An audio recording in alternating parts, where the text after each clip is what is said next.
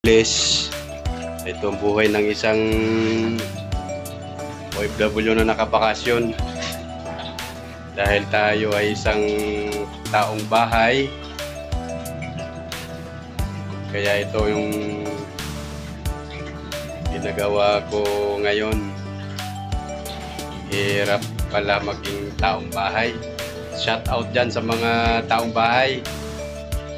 Kaya narelate ko sa kanila talaga na ano, pag taong bahay ka talaga, lahat katrabaho ka dito sa loob ng bahay.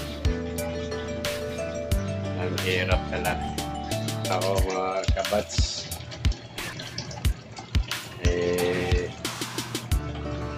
mga damit. Lalaba muna ako ngayon. Luluto na naman ako mamaya eh. Mga kabats. Ito,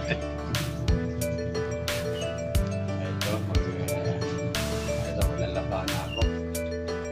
Ayan. Nanawa sa kayo. Kanlaw na.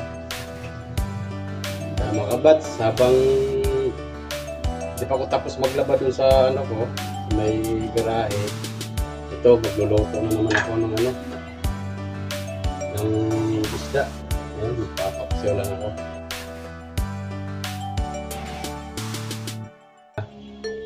Prepare ko muna mga ano, ingredients ito. Ito yung lutong bahay lang mga kabats ko. Ano lang ito ha? Pang ano lang ito eh. Pang bahay-bahay lang mga kabats.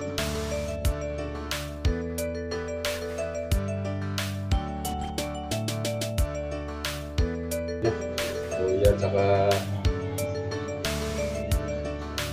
sibuyas, bawang.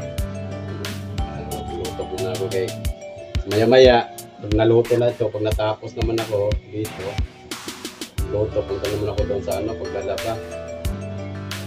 Tapos, yan, atin ako, isdosi, atin ako doon kay commander doon sa school niya, para ingalihan niya.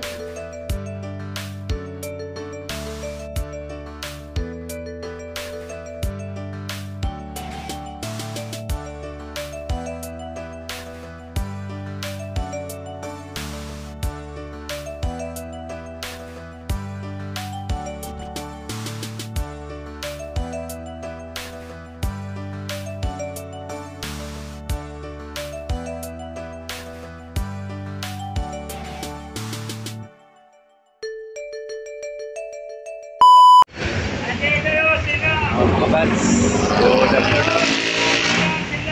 dito kami ngayon sa Walter Mart, aking pamilya. Medyo pa lamig muna. Punta kami na Chowking. Pasok muna kami. Good afternoon mga kabats. Ayan ang Walter Mart sa harap. Ito no Chowking. Nandiyan si Pieces na order na.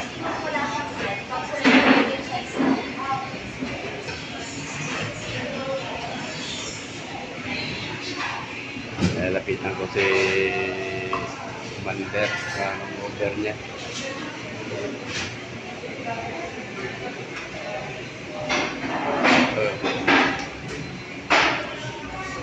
Anong order mo, madam?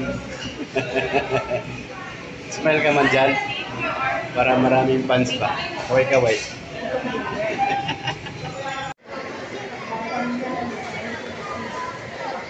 Hindi yun.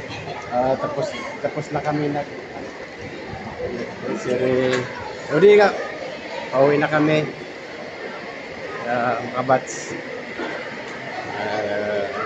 Oras 6:30. Dito na kami.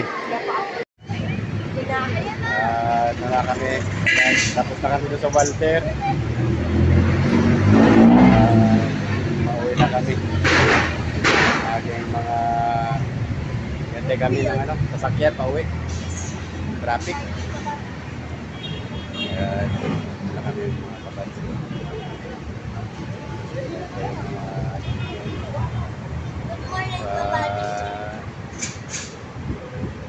printer na namin yan.